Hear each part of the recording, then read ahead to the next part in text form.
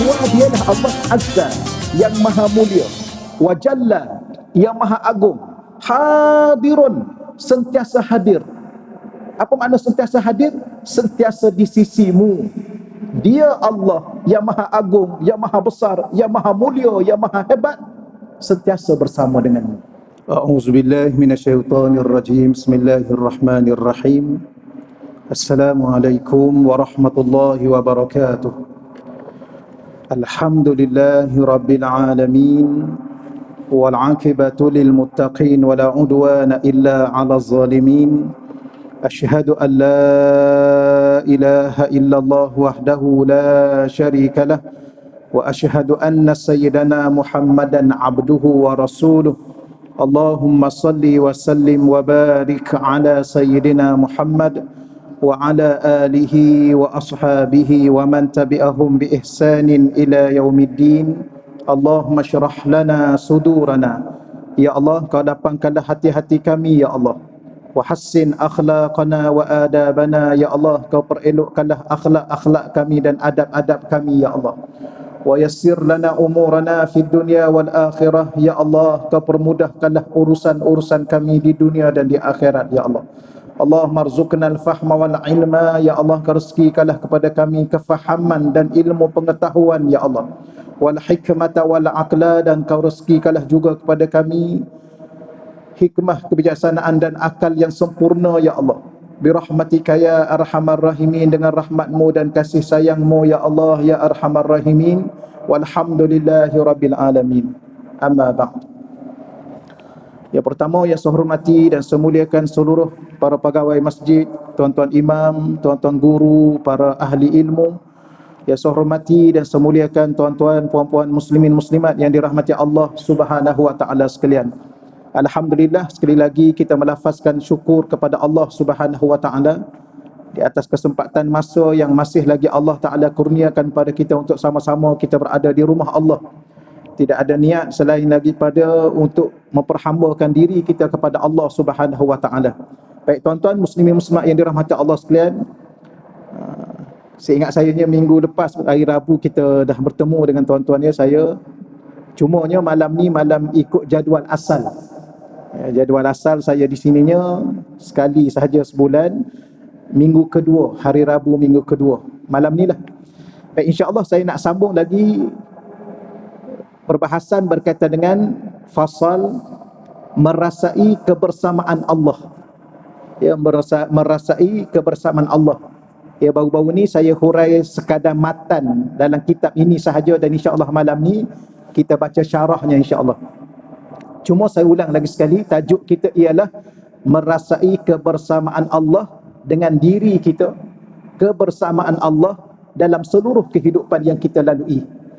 Ya, sebagaimana pernah kita sebut sebelum daripada ini, bahawa Allah tidak pernah satu saat sekalipun, satu denyutan jantung sekalipun berjauhan dengan kita. Itulah hakikat yang kita sebagai selaku hamba Allah mesti memahami dan merasai.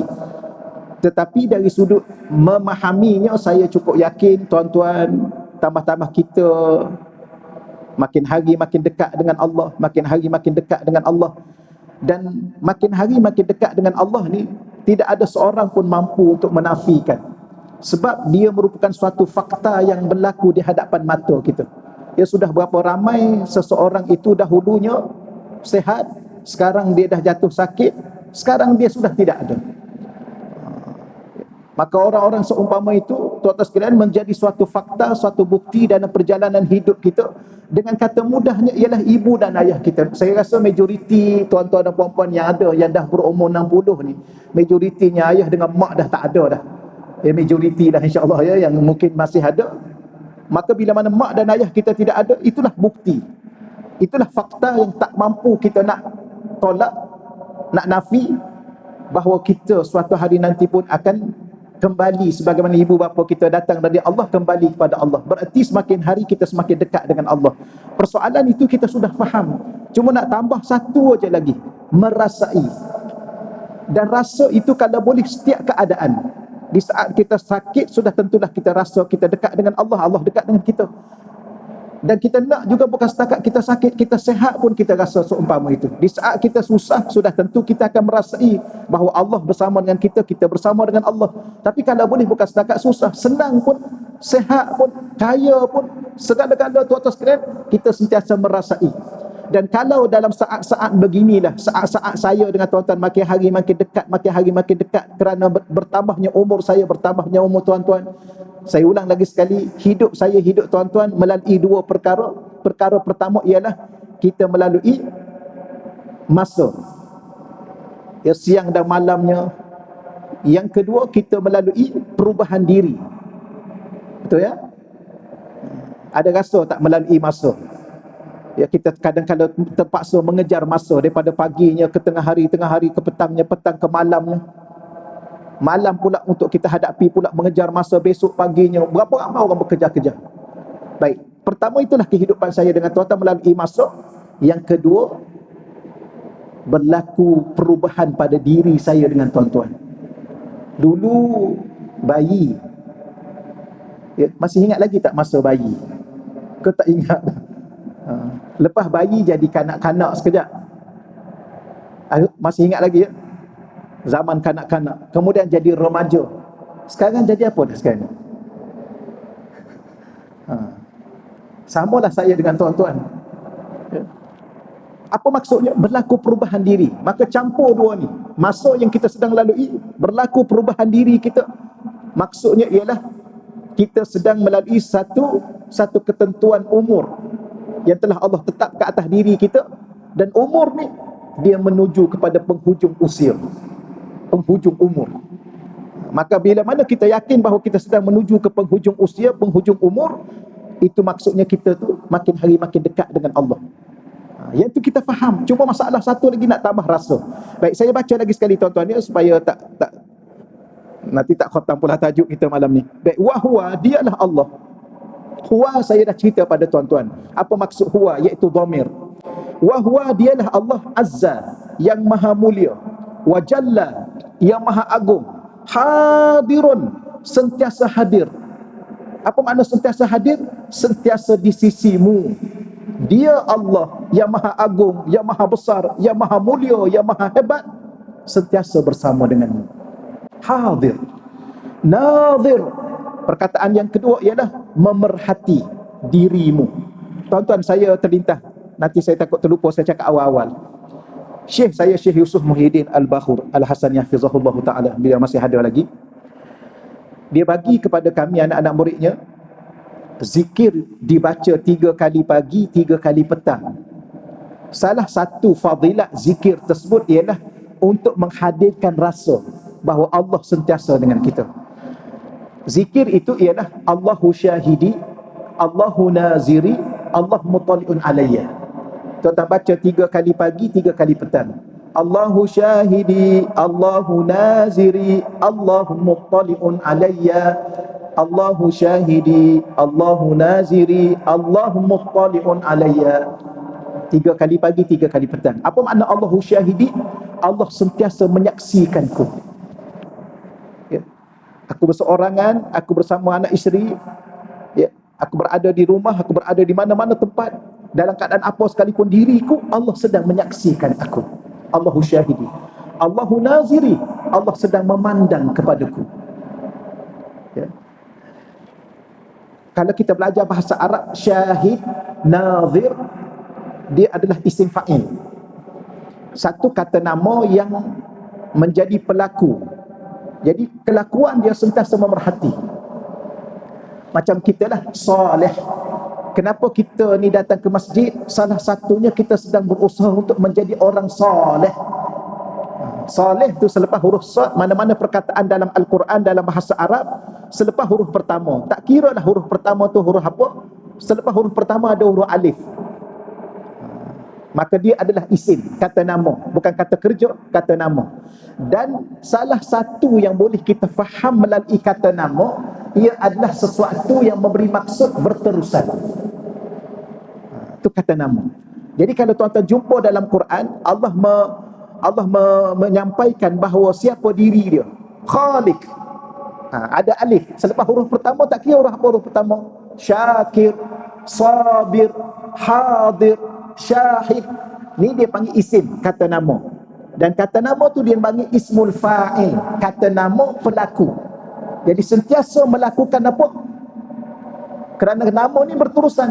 Macam saya dengan tuan-tuan, dulu nama apa dulu? Masa umur 10 tahun dulu nama apa? Saya nama Ibrahim, Ustaz. Ni contohlah tuan-tuan ya. Masa umur 15, Ibrahim lah. Masa umur 50, Ibrahim lah juga. Masa meninggal, Ibrahim lah juga. Masa akhirat nanti Allah akan panggil nama, Ibrahim lah juga. Kenapa? Kerana nama itu dia berterusan. Maka bila mana kita berzikir dengan satu kata nama, dan kata nama itu pula kata nama fa'il, Allahu syahidi, Allah sedang menyaksikan diriku. Allahu naziri, Allah sedang memandangku. Allah muttali'un alayya, Allah sentiasa memerhati dan memantau aku. Ini tuan-tuan baca 3 kali pagi, 3 kali petang dengan niat, dengan berkat zikir ini. Ya, kerana zikir itu apa makna? Mengingat Allah, supaya Allah letak dalam hati saya, dalam hati tuan-tuan, tercetusnya suatu rasa, bahkan rasa itu supaya menguasai jiwa dan hati kita, sentiasa bersama dengan Allah, rasa bersama dengan Allah, dan Allah sentiasa bersama dengan kita. Baik, dalilnya dalam surah Al-Hadid ayat 4, wahwa, dan dialah Allah. Ayat ni dia panjang tuan-tuan, dia cuma dalam kitab kita ni, pengarang kitab kita ni Syekh Arsalan, dia bawa keratan di situ. Ayat ni panjang tuan-tuan, rujuk surah Al-Hadid ayat 4, wahwa, dan dialah Allah. Saya dah bahas pada tuan-tuan kenapa Allah tidak menyebut wallah ma'akum, Allah dengan kamu. Takut orang salah faham. Datang seorang ke datang 2 orang ni? Datang dengan Allah. Sudah. Ya. Allah maha bijak. Dia takut kita salah faham, dan orang, sememangnya orang memang tuan-tuan sekalian, orang ni akhir-akhir ni, dulu bila mana kita jumpa ajaran sesat, kita berhujah dengan dia, kita terasa dia ni sesat. Sekarang ni kita pun tak tahu dia ke sesat. Dia tersesat sebab dia baca ayat Quran. Ingat kan, ni cerita lama dah tuan-tuan, yang mengaku Rasul tu tapi dia dah taubat. Alhamdulillah, moga-moga Allah terima taubat dia. Bila mana wartawan tanya dia, kenapa tuan mengaku tuan Rasul, mana dalilnya? Dia kata, you tak baca Yasin ke? Kan dalam surah Yasin mengatakan innaka laminal mursalin, sesungguhnya engkau salah seorang daripada Rasul. Wartawan tu diam tuan-tuan, tak boleh nak tanya apa, sebab dia baca ayat Quran. Anak dia ni cerita lama. Anak dia ni belajar di UiTM. Saya pernah dengar satu ceramah seorang ustaz, dia kata dia satu batch dia apa dengan anak dia, tak pernah bangun tahajud. Kawan tu tanya, dia kata saya tanya, masa sebab saya duduk satu itu asrama dengan dia. Dia kata, I tak pernah tengok you ni. Tiap-tiap exam, yang penting-penting pun, final exam pun, you tak pernah bangun malam ni. Dia kata, kenapa saya kena bangun malam? Kan Quran kata kena bangun malam tu sebab orang yang tidur pakai selimut. Ya ayyuhal muzammil, wahai orang yang berselimut, qumil lail, bangunlah malam. Jadi yang tidur pakai selimut tu lah yang kena bangun malam. Yang tidur tak pakai selimut tak payah bangun. Tuan nak jawab apa orang macam ni? Tuan malam ni nak tidur pakai selimut ke? Tak nak pakai selimut. Siapa pakai selimut kena bangun malam. Sebab ya ayyuhal muzammil, wahai orang berselimut, qumil lail, bangun malam. Jadi malam ni fikir dulu ya, nak pakai selimut atau tak pakai selimut. Kita pun pening tuan-tuan. Yang inilah yang kita bimbang. Tapi Allah Ta'ala maha bijak, dia tak kata wallah ma'akum, Allah dengan kamu, tak. Wa huwa, dia. Jadi kalau orang tanya datang dengan siapa? Datang dengan dia. Tengok tak ada, tapi dengan dia. Jadi boleh faham sikit tuan-tuan sekalian. Okey, tak apalah. Ma'akum, bersama dengan kamu. Aina ma kuntum, walau di mana kamu berada. Di situ ayat Quran. Maka dihurai sedikit, fid dunya, sama ada di dunia dia bersama dengan kamu, wa fil akhirah, maka dia juga bersama dengan kamu. Ini tuan-tuan ya. Baik, iaitu kita baca syarah dia. Saya tak ulang lagi. Cuma ada satu ayat Quran. Mana dalil ayat Quran yang lain dalam suratul Baqarah 194. Wattaqullaha wa'lamu annallaha ma'al muttaqin. Kalau kita tanya di situ, ma'akum, Allah bersama dengan kamu. Siapa kamu? Maka ada ayat lain mengatakan antara orang-orang yang Allah sentiasa bersama dengan dia ialah orang-orang yang bertakwa. Suratul Baqarah 194. Wattaqullaha Sebab tu dalam satu kitab An-Nasaih Diniyah wal Wasaya Al-Imaniyah, nasihat-nasihat agama dan wasiat-wasiat iman yang dikarang oleh Imam Habib Abdullah Haddad ya rahimahullahu taala, beliau membawa ayat tu dan menghuraikan di antara salah satu kenapa Allah nak sangat supaya saya dengan tuan-tuan dan ahli keluarga kita menjadi orang bertakwa, sebab Allah nak dekat dengan kita. Mana dalilnya? Yang kita sebut tadi, wattaqullah, bertakwalah kamu pada Allah. Kenapa? Wa'lamu, setelah kamu bertakwa kamu kena tahu. Apakah yang kamu kena tahu? Annallaha, bahawa sesungguhnya Allah ma'a, bersama muttaqin, orang-orang yang bertakwa. Ni tuan-tuan sekalian ya. Sebab tu ditanya soalan oleh para alim ulama, sebenarnya kita nak apa atas muka dunia? Kita nak harta untuk bersama dengan harta, supaya harta itu menjadi milik kita. Suatu hari kita akan tinggalkan harta, ataupun harta akan tinggalkan kita. Kita bersama dengan insan, manusia, namanya ayah, namanya ibu, namanya anak, namanya isteri, namanya orang yang kita cintai, sama ada dia meninggalkan kita atau kita meninggalkan dia. Jadi kita nak apa sebenarnya? Maka orang yang sudah faham dan merasai hakikat sebenarnya, dia ingin bersama dengan Allah. Sebab Allah bila mana bersama dengan seseorang itu, Allah tidak akan pernah meninggalkannya, sama ada di dunia ataupun di akhirat. Inilah tuan-tuan. Baik, itu ayat Quran yang sebagai tambahan kepada tuan-tuan, walaupun saya yakin tuan-tuan dah baca lah ya, dah baca, dah faham ayat-ayat Quran yang kita dah khatam banyak kali dah insya-Allah. Baik, semakin saya baca syarah dia. Ulangan perenggan yang pertama, iaitu bagaimana kamu sanggup untuk terus kekal dalam kelalaian. Macam mana, tanya diri saya, tuan-tuan tanya diri tuan-tuan, kenapa kita sanggup untuk kekal hidup dalam lalai daripada hakikat kehambaan? Lalai daripada apa? Lalai daripada hakikat bahawa diri kita tidak lebih daripada seorang hamba. Apa gelar kita yang kita pakai hari ini? Sebab tu Syekh Yusuf, dia suka selalu ulang. Dia kata al-abdu abdun fi kulli hal. Al-abdu abdun. Hamba adalah hamba fi kulli hal, dalam segala keadaan. Kita kaya, kita hamba. Kita miskin, kita hamba. Kita bijak, kita pandai, kita berilmu, pun kita hamba. Kita tak ada apa-apa ilmu, pun kita hamba. Inilah hakikat yang kita kena terima. Apa gelar kita hari ini? Doktor, profesor, engineer, lawyer, raja. Apa gelar kita hari ini yang diberi oleh orang? Yang ini tak ada masalah, tuan-tuan. Jangan kalau macam tu ustaz, kita pakai gelar hamba semua dah. Tak, tuan-tuan, dalam kehidupan kita bermasyarakat, dia ada yang kalau sakit nak jumpa doktor lah kan nak jumpa mekanik. Tak boleh dalam hidup bermasyarakat, yang sakit ni jumpa doktor.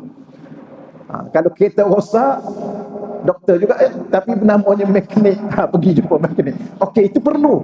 Tapi hakikatnya diri orang itu, tambah-tambah kita ni orang gelar ustaz ni. Ustaz ni lah mesti dia rasa dirinya tak ada apa-apa, kosong. Apa dia? Hamba. Akhir-akhir ni ramai ustaz-ustaz yang rasa bijak ni. Betul ke tuan-tuan? Rasa bijak. Sebab apa orang panggil kita ustaz? Tengok ni semua duduk depan dia. Subhanallah. Kalau saya rasa begitu tuan-tuan, ini hakikat penghinaan pada diri kita sendiri. Kenapa? Mana boleh hamba merasa bangga di hadapan hamba. Maka syekh saya, al-abdu, hamba, abdun adalah hamba fi kulli hal, dalam semua keadaan dan situasi. Lepas tu dia kata apa lagi? Syekh saya dia kata apa? Dia selalu ulang, saya nak ingatkan pada tuan-tuan berkongsi. Selalu dia ulang, dia kata Allah Ta'ala ni, dia benarkan kita nak jadi apa pun. Kita nak jadi cikgu, dia benarkan. Kita nak jadi lawyer, dia benarkan. Kita nak apa, dia bagi. Cuma satu je dia nak. Kita nak, dia bagi. Tuan-tuan dulu pernah tak masa nak jadi doktor dulu doa? Pernah tak berdoa solat hajat? Pernah ya? Tahu-tahu dah jadi dah. Orang yang masuk fakulti law nak jadi lawyer kan, mesti doa final exam supaya berjaya. Sebab apa nak jadi lawyer? Yang nak jadi qadi, masuk kuliah syariah, mesti ya Allah final exam ni, ya Allah tolonglah ya Allah, imtihan akhir ni ya Allah, berjayalah aku ya Allah, sebab kalau aku berjaya aku nak jadi qadi ya Allah. Doa tu kata. Kalau tuan-tuan tak doa hebat dah, tuan-tuan tahu-tahu jadi je. Allah yang jadikan kita. Berapa ramai nak jadi lawyer tak jadi sampai sekarang. Berapa ramai nak jadi ustaz tak jadi sampai sekarang. Betul ya? Saya dulu nak jadi askar tuan-tuan, saya tak nak jadi ustaz. Betul. Dulu saya tapi oleh kerana mak saya dah hantar sekolah Mahat Muhammadi, sekolah agama, saya buat permohonan nak pergi Libya. Tapi tak lulu permohonan sebab saya tahu di Libya tu ada latihan tentera. Betul ke tuan-tuan? Tapi tu yang lepas-lepas ya. Allah tak makbul. Oh subhanallah, masa Ramadan setiap kali sujud doa, ya Allah tolong bawa aku ke Libya ya Allah. Kalau tidak ke Libya, nak mengaji di Iraq. Sebab dua tempat ni katanya ustaz yang mengaji kat situ ada latihan tentera. Sebab nak jadi tentera tapi mak dah hantar sekolah agama, tentera apa? Tapi dah Allah jadi ustaz. Maknanya Allah dah tentu. Tak apalah, walau bagaimana nanti panjang sangat tuan-tuan sekalian. Tapi kita nak sebut bahawa Allah dibenarkan kita nak jadi apa. Mintalah dengan dia. Tapi Allah nak daripada kita satu je.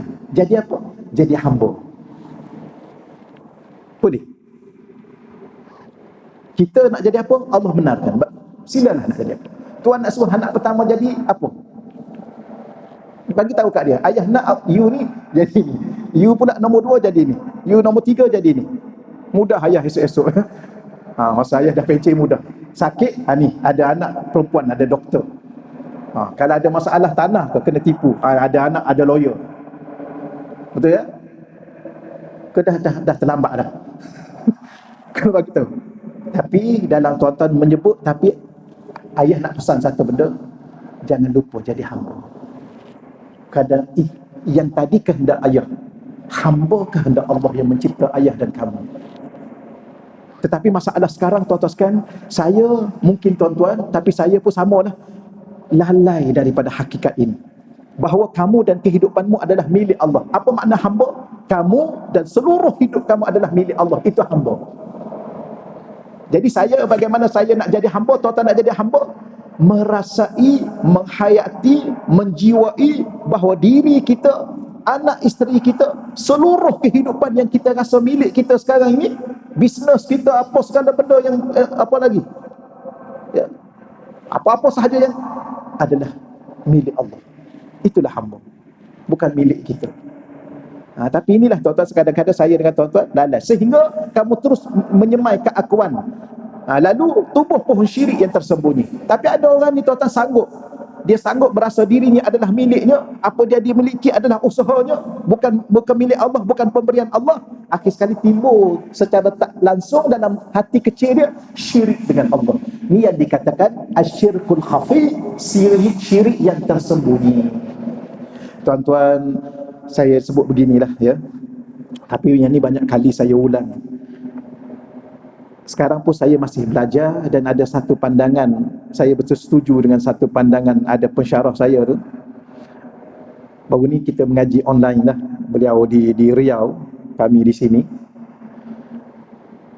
Antara tajuk pengajian baru ni, saya cerita ringkas tuan-tuan sebab saya nak sebut satu benda. Maqasidus syariah fi zakat. Ya. Matlamat syariat pada kewajipan zakat. Maka dikata apakah matlamat syariat? Maka kita sebagai orang ini, kita jawablah untuk membantu orang miskin. Itu zakat. Dia kata itu untuk orang miskin, untuk kita. Untuk kita sendiri. Untuk orang Islam sendiri. Ya. Untuk bantu orang miskin, itu kita dah faham dah. Tapi itu untuk orang miskin. Apakah matlamat syariat untuk kita?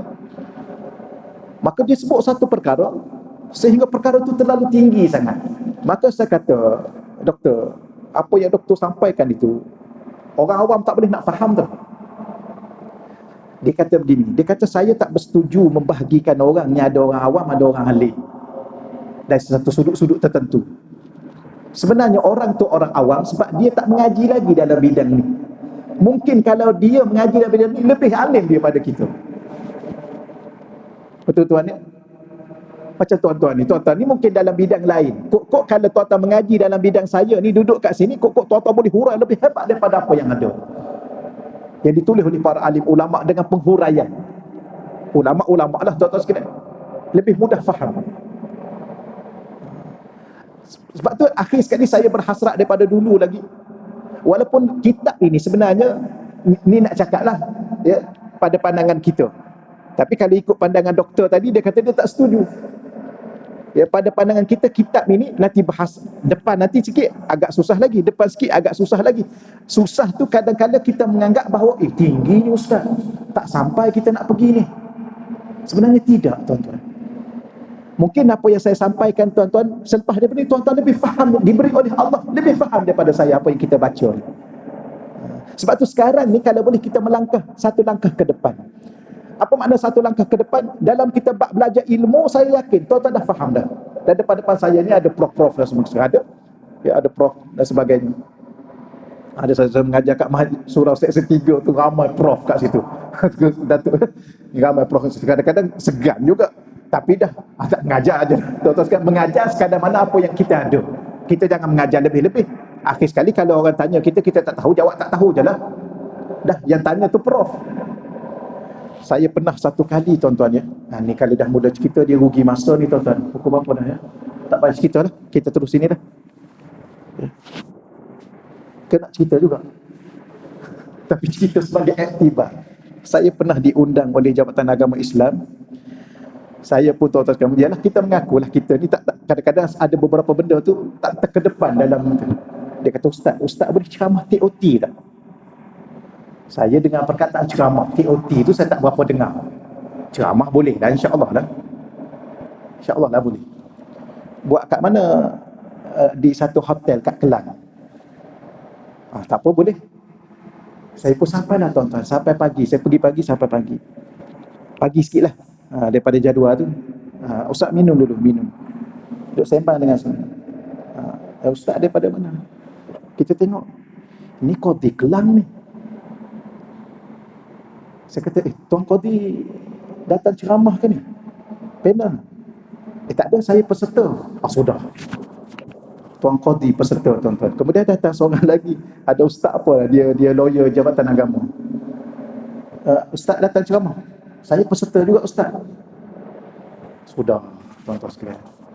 Masuk-masuk semua ustaz-ustaz. Tuan-tuan Qadi, ustaz-ustaz semua. Saya kata sudah. Tapi saya ceramah dalam apa yang saya tahu dalam bidang tauhid, dalam bab tauhid. Ada satu soalan yang ditanya, tuan-tuan, subhanallah, punya susah. Saya pun, ialah sebagaimana tuan guru kita ajar, kalau tak tahu jangan jawab, dan jangan cakap tak tahu. Akhir sekali saya kata, soalan tu saya tak boleh nak jawab. Walaupun saya dipanggil sebagai seorang penceramah, saya tak boleh jawab. Tapi saya yakin pengerusi majlis boleh jawab. Kebetulan pengerusi majlis tu umur 60, tuan-tuan. Pengerusi majlis. Subhanallah, bila mana pengerusi majlis. Tapi ustaz lah, bukan pengerusi majlis biasa, ustaz lah. Sebab yang datang tuan Qadi, ustaz-ustaz semua sekali, doktor-doktor semua sekali. Ya. Kemudian dia jawab, subhanallah, tuan-tuan sekalian, jawapan dia adalah ilmiah dan terbaik jawapan dia. Saya kata nasib baik saya tak jawab. Ya, kalau saya jawab, saya membodohkan diri saya sendiri, sebab sebelah saya tu jauh lebih alim dalam bab itu. Ni dalam bab agama. Apa yang saya nak sebut, yang saya nak sampai pada tuan-tuan, walaupun perbahasan di sini kadang-kadang bagi setengah orang kata tinggi tu ustaz, kita nak sampaikan pada masyarakat awam. Tidak, pada pandangan saya, mungkin yang dengar ni lepas pada ni jauh lebih faham, diberi faham oleh Allah. Apa yang maksud saya ialah, tuan-tuan, perbahasan kita langkah satu ke depan, bukan sekadar kita bahas untuk faham dengan akal, kerana kita dah cukup faham dah dengan akal kita. Tuan-tuan dah umur 60 dah, betul tak? Ke tahun ni 63 dah. Kalau 63 tahun lagi, 63 bila-bila masuk? Ustaz saya cakap lah. Habis saya ni ustaz 70, 70 lagilah bila-bila masuk. Nak bertemu dengan Allah, maka tahap kematangan kita sudah cukup matang. Kenapa? Kerana bila-bila masuk kita nak bertemu dengan Allah dan akan bersoal jawab di hadapan Allah. Tuan-tuan dah bersedia ke belum? Cuma masalah sekarang ni, kita tak nak bawa kecerdikan dan kebijaksanaan akal kita untuk bertemu dengan Allah. Kerana ada beberapa benda akal tak mampu nak fikir. Habis kita nak bawa apa? Kita nak bawa seketul hati yang hidup dengan Allah, menghayati iman dengan Allah, rasa kebesaran Allah. Kita nak bawa situ, tuan-tuan. Sebab itulah kitab ini, setelah kita baca kitab yang pertama dulu di sini, kita khatam, saya tukar pada kitab ni. Kenapa? Kerana kitab ini membahaskan rasa. Dan kalau kita belum merasai, mintalah dengan Allah. Di saat sujud, tuan-tuan, setiap saat kali sujud, tolonglah ya Allah, berilah aku rasa ya Allah, rasa kebesaranmu, rasa keagunganmu, rasa kehebatanmu, rasa kedekatan denganmu ya Allah. Tolonglah ya Allah. Maka tuan-tuan, di saat kita berkelip pun kita rasa kelipan itu dari Allah. Di saat kita bernafas, kita rasa nafas itu dari Allah. Di saat patah-patah perkataan yang keluar daripada mulut kita, kita rasa itu dari Allah. Sebab apa? Sebab bukti di hadapan kita berapa ramai manusia suatu ketika dahulu begitu fasih berbicara, tapi hari ini sepatah kata pun tak mampu untuk diucapkan. Habis dulu kenapa? Allah. Berapa ramai manusia dulu dia menang 100 meter, 0 poin berapa saat 100 meter dia boleh lari. Hari ini tuan-tuan, dia nak langkah satu langkah pun tak mampu. Dia duduk atas katil, nak angkat kaki, tak angkat jari satu pun tak mampu. Habis dulu kehebatan dia dari Allah. Berapa ramai dulu tuan-tuan sekadar orang mampu menyelesaikan masalah yang sulit-sulit. Ya, ada orang tuan-tuan memang bijak. Kita buntu tanya dia, subhanallah, 1 minit dia selesaikan. Tapi hari ini masalah di sini pun tak mampu untuk angkat jari dia, kaki dia, nak basuh kencing dia pun dia tak mampu, nak sesuap makanan pun tak mampu. Habis dulu kan Allah yang bersama dengan dia. Tapi saat dia sakit pun Allah bersama dengan dia. Kalau Allah sudah tidak bersama dengan dia, daripada dulu lagi dia meninggal dunia. Masalah sekarang kita nampak orang. Bagaimana kalau benda itu nampak pada diri kita? Nampak bukan nampak dengan mata ni, nampak dengan mata hati. Apa makna nampak dengan mata hati? Rasa. Baiklah. Tapi puncanya kenapa? Puncanya kita lalai. Lalai daripada hakikat apa? Hakikat bahawa diri kita adalah hamba. Inilah punca asalnya. Baik. Kemudian sedangkan dia, iaitu Allah, Tuhanmu, sentiasa memerhatikanmu. Itu yang tadi. Sentiasa bersama denganmu, menyaksikan penderhakaan dan kelalaianmu. Dia bersamamu di dunia dan dalam setiap gerak-gerimu dan tindak tandukmu, memerhati apa yang terzahir daripadamu dan apa yang tersembunyi dalam hatimu. Ya, wa huwa ma'akum aina ma kuntum. Dia bersama dengan kamu. Pada zahirnya dia tahu gerak-geri kamu, pada batin yang tersembunyi dalam hati kamu pun dia tahu. Dan dia juga akan bersamamu di akhirat sebagai Maha Penghitung atas apa yang kamu lakukan di dunia, Maha Pemberi ganjaran dan balasan. Sebab tu tuan-tuan, kita hurai ringkas, Allah ni kalau dia bersama dengan kita, dia tak akan pernah tinggalkan kita. Ya. Kita suatu hari nanti akan pergi ke alam barzah. Di saat tu saya dengan tuan-tuan nak duduk dengan siapa? Allah. Kadang-kadang saya dah fikir, tuan-tuan pun fikir lama, dah saya baru fikir, mungkin dia kadang-kadang umur ni penting juga tuan-tuan. Lepas tu baru kita faham Allah tambah umur ni, subhanallah, ada hikmah supaya kita mula berfikir. Dulu tak fikir, masa umur 30 tak fikir, tapi sekarang ni dah umur 40 lebih ni dah mula fikir. Tuan-tuan dah lama fikir kan? Tuan-tuan nak duduk dengan siapa dalam kubur? Tuan-tuan nak duduk seorang-seorang?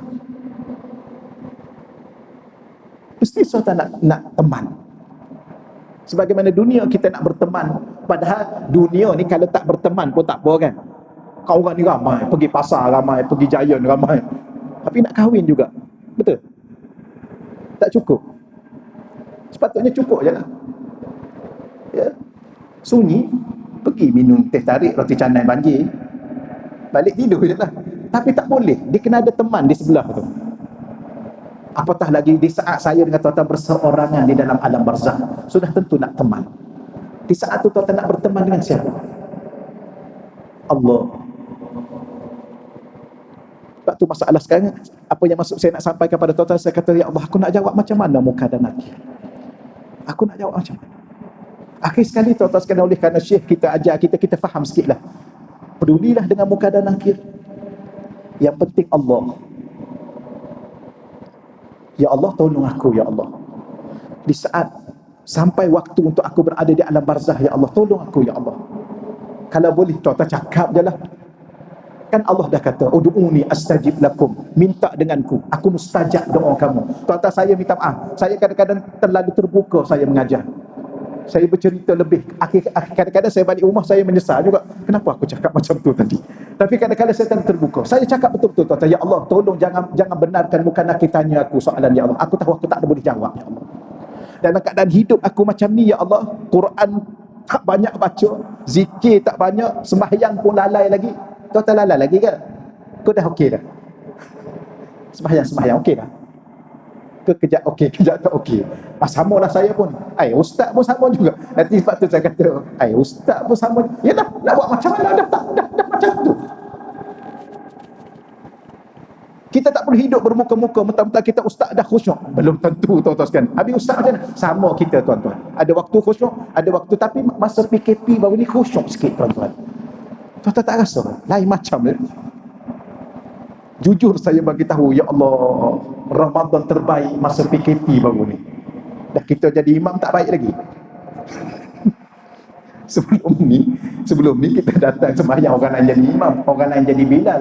Ni dah kita imam, kita bilal. Dah siapa lagi nak jadi bilal?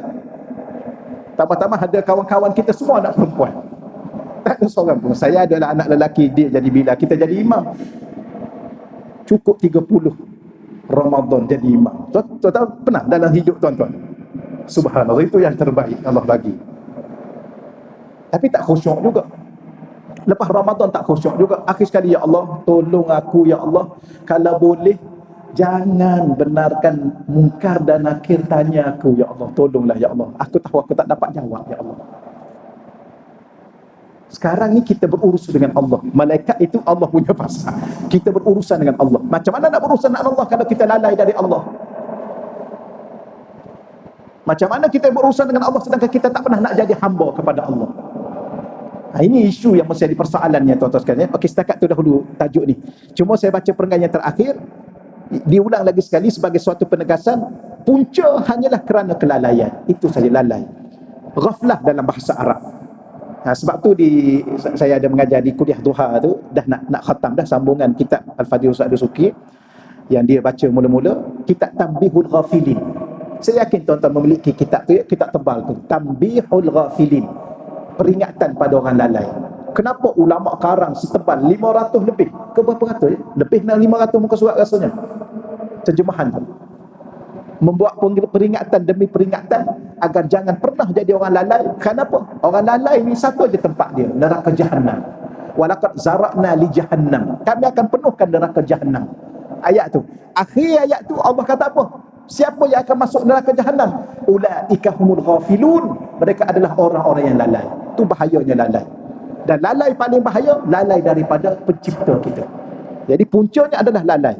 Kelalaian dalam menterjemahkan makna kehambaan, iaitu tidak menghayati bahawa dirimu adalah milik Tuhan. Hati saya ulang balik ya, sebagai penasaran. Punca kerana apa? Kerana kamu tidak menyaksikannya dalam kehidupanmu. Puncanya, kita tidak merasai kita adalah milik Allah sebab setiap apa yang kita pandang, kita tak nampak Allah, kita nampak diri kita sendiri. Kita tengok rumah kita ni hasil titik peluh kita. Kita pandai bercakap, ini hasil ilmu yang kita telah belajar. Apa lagi? Semua kita. Sebab itulah ada satu kata-kata syekh saya, siapa yang suka cakap, ni yang saya punya, ni titik peluh saya, ni hasil kebijaksanaan saya, itu perangai korun. Perangai korun. Kalau dia suka bercakap, saya lebih baik daripada dia, itu perangai iblis. Apa pandangan you dengan dia? Kalau you nak pilih jadi teman you lah, air lagi baiklah jadi teman you, sudah. You boleh tak buat ni? Air ada 2 calon ni. You seorang, yang ni seorang calon. Jadi PA. Kalau you nak pilih PA, air terbaik. Yang seorang lagi, air lebih baik sikit pada dia. Sudah. Yang tu jadi iblis nama dia. Kan Allah tanya, kenapa kamu mana'aka?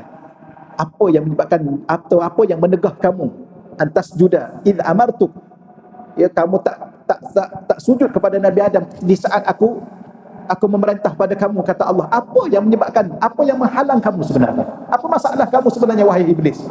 Kamu tak boleh sujud di saat aku perintah, aku yang perintah supaya kamu sujud. Apa masalah kamu?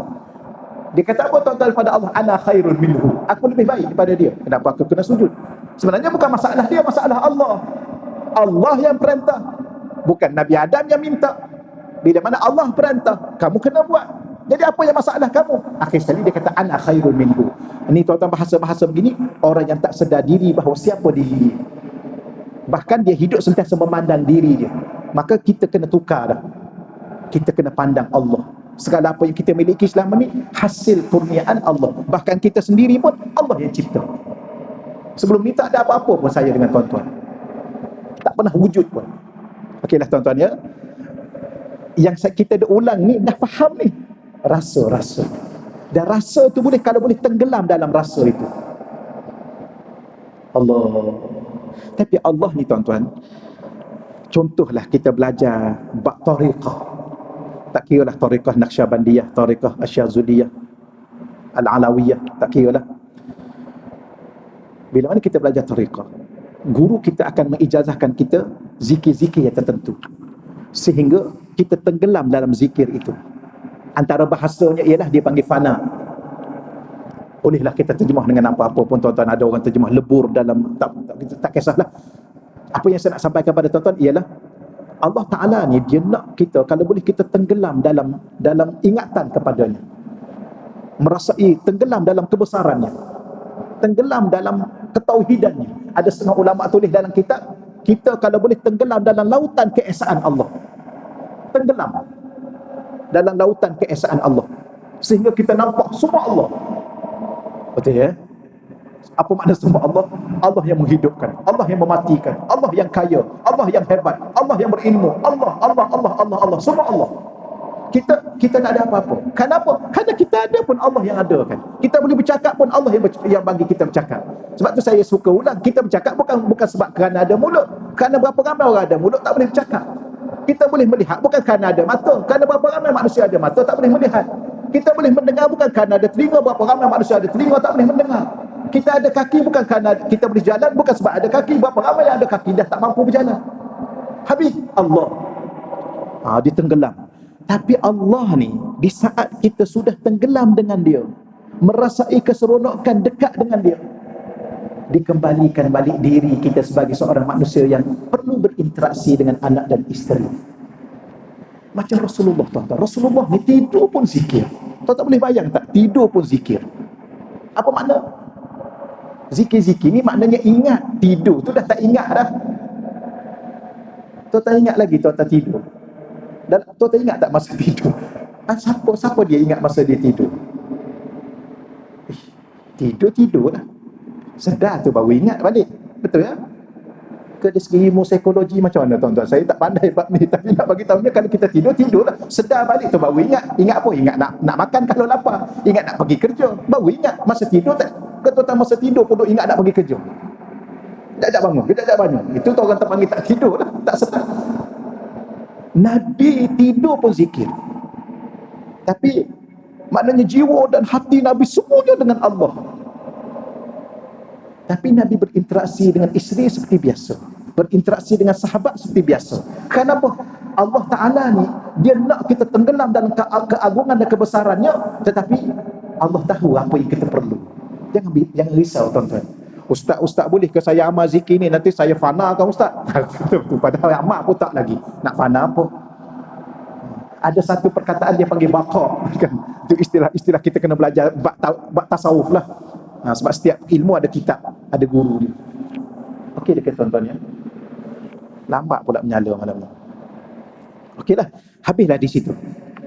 Baik, saya baca di sini, kalau sempat kita hurai. Kalau tak sempat kita sambung akan datang nanti. Sebagaimana disebut oleh Imam Arsalan, Syekh Arsalan Ad-Dimashqi rahimahullahu taala, fa idza kunta ma'ahu, maka tapi penterjemah ni dia tulis jika. Idza apabila sekarang dan akan datang, kunta ma'ahu, kamu bersama dengannya, hajabaka anka, dia iaitu Allah.